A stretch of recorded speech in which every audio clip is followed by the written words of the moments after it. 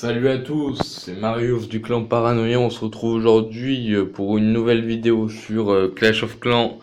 C'est une vidéo que je n'avais pas prévu de faire à la base, mais qui me semble utile de faire car c'est une compo HDV8 que je vais vous présenter pour raser absolument tous les villages. C'est notre chef Jagerbomb 2 qui vient de passer HDV9 mais qui était HDV8, qui rasait absolument tout avec, qui a été le premier à l'utiliser dans ce clan.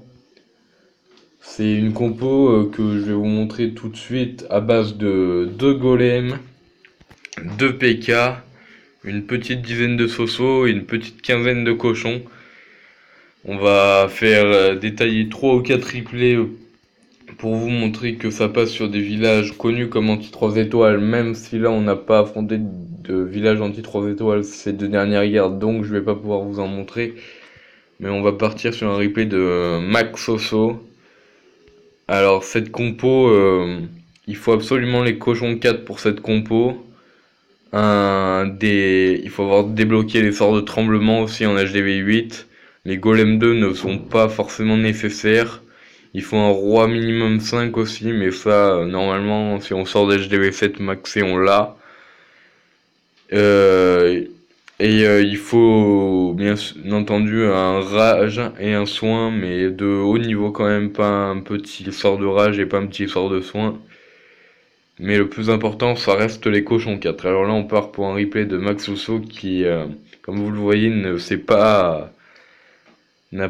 pas très large au niveau du temps, hein. Seulement 8 secondes, c'est assez peu de marge. Depuis la mise à jour, on n'a plus trop de problèmes de temps, même si néanmoins là ça aurait pu ne pas passer. Donc il commence par avec un cochon par sortir le château de clan. Il met des séismes sur pour ouvrir l'accès à plein de compartiments différents et pour pouvoir rentrer avec son push. Là il met un petit archer sur la A pour sortir le CDC et attirer le ballon et le dragon, qu'il va tuer avec des sosos après avoir posé ses golems. Il va pas tarder à poser ses golems, c'est chose faite. Il pose un golem puis une ligne de sosos derrière pour vite éliminer le dragon. Le deuxième golem qui part sur le souffleur à gauche, mais ça ne va pas être trop problématique car il va re-rentrer après. Il va pas tarder à poser son PK et son roi. Donc il y a des variantes, soit on peut mettre un PK, soit on peut mettre 2 PK. Après je vous montrerai des replays où il y a 2 PK que 15 cochons et pas 20. Là il aura 20 cochons pour sa phase 2. Donc ça sera un petit peu mieux. Il envoie les cochons en un gros groupe sur 3 différentes défenses. Il va pas tarder à lâcher son soin, car il y a des bombes, les pièges squelettiques, il y a un gros groupe de défense qui est là. Ce village est un HDV9 mais qui venait de passer, hein, donc c'était comme s'il y avait c'était un HDV8 avec une TDA 2 en plus, donc ça change quasiment rien quoi. La bombe géante à la fin qui fait mal, donc il va rester 2 def quoi. Enfin une parce que le golem va finir la TDA.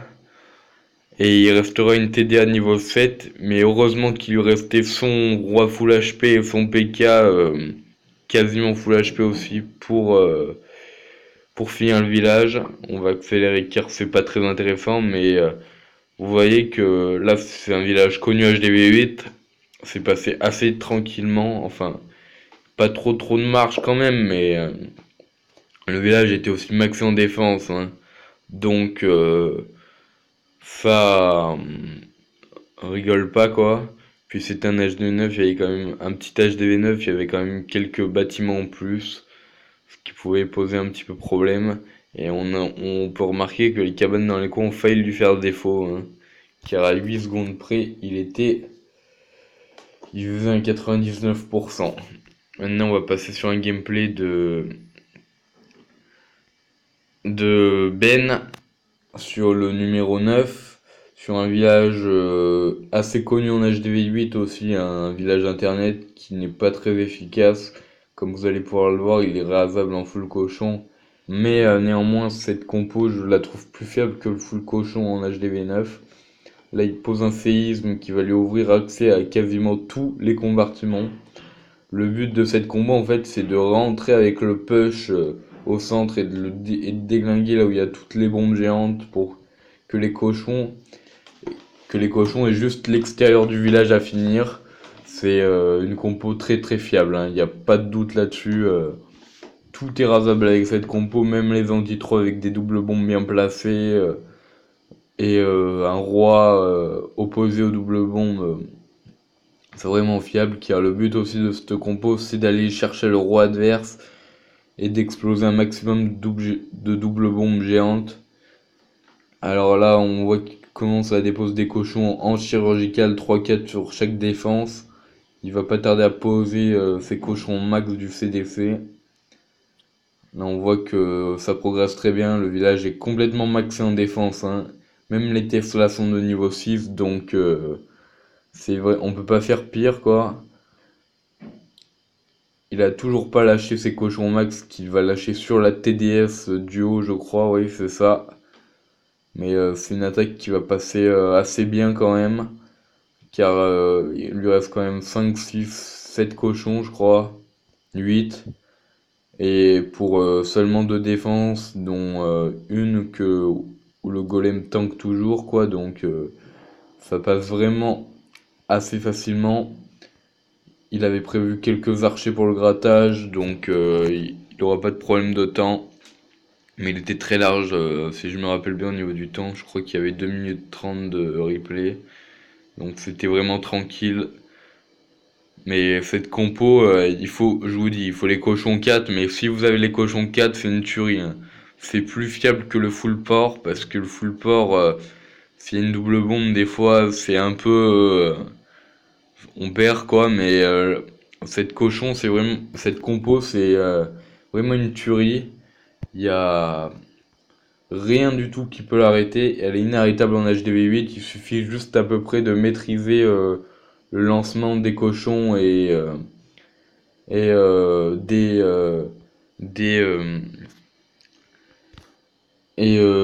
du push et bien et faire une bonne ouverture au séisme pour que tout parte au centre pour bien déminer. Là on repasse sur un autre replay de Ben, le village n'est pas du tout maxé là par contre, mais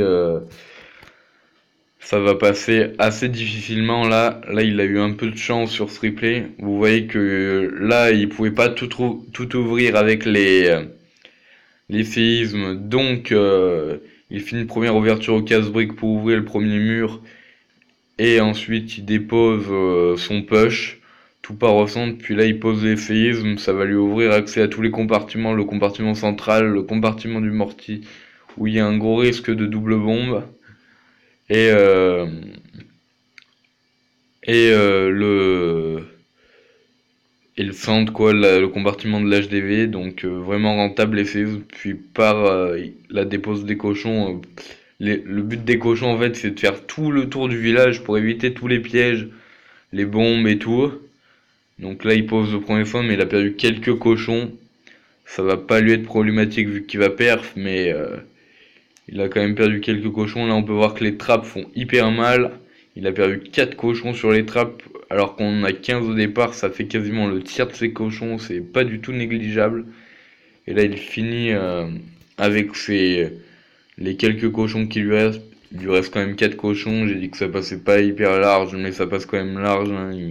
Il y a un PK, les deux PK, le golem qui n'a pas explosé, le roi qui n'a quasiment plus de vie, et 4 cochons, ça passe quand même assez large, c'est une compo hyper fiable en HDV8, hein. Il n'y a rien de plus fiable que le full dragon, car le full dragon c'est assez dur quand même sur A6. Après, il y a le go tout seul, c'est un peu compliqué aussi, mais cette compo go wipe finition cochon, c'est la meilleure. Rien à dire dessus. Elle rase absolument tous les villages, elle est inarrêtable si on la maîtrise assez bien et qu'on a les cochons 4. Les golems 2 ne sont pas forcément nécessaires sur de la max base mur 8. C'est fortement recommandé, mais on peut raser avec Gogo 1. Ça se faisait, avant ils n'avaient pas Golem 1, ils utilisaient cette compo, ça se faisait assez facilement. Pour moi, c'est la meilleure compo HDV8, il n'y a rien de plus fiable. Donc n'hésitez pas à l'utiliser si vous avez Cochon 4 et Golem 2, ou Golem 1 même, et un roi qui tient la route, et les PK3 aussi, c'est assez important. À partir de PK2, vous pouvez l'utiliser, je pense, même PK1, ça doit être jouable, tant qu'on n'affronte pas de la max base, mais PK3 aussi recommandé, mais Cochon 4 sont obligatoires. Cochon 3, il y a une bombe géante et tout le groupe de cochons meurt d'un coup, donc il vaut mieux Cochon 4 quoi. Donc voilà, c'est tout pour cette vidéo. La prochaine vidéo, ça sera une war recap contre ce clan qui a 200 wins. Donc pas une guerre gagnée d'avance, avec des designs anti-2, mais avec des doubles bombes, hein. Bon, le 1 n'en a pas, mais le 2 en a, hein. Enfin, non, pas le 2, mais le 2 est vraiment connu, donc on va le raser. Mais le 3 en a, par exemple, entre là et l'Arc-X, là, et entre l'Arc-X et le mortier. Enfin, on n'en sait rien, mais c'est à peu près sûr qu'il en est, parce que il n'y a pas d'autre emplacement, quoi. Et le 4, c'est le seul village anti-3 étoiles qu'il faisait, mais il est vraiment pas bien dessiné, quoi. Il est vraiment rasable avec toutes sortes de compos. Et puis après le 5 et le 6, c'est vraiment des designs pas terribles, par contre. Donc une guerre on devrait gagner parce que nous, sur nos anti-3, ils vont vraiment avoir du mal, je pense. Si ils savent pas perfect, s'ils jouent go wild, puis on devrait s'en sortir assez facilement.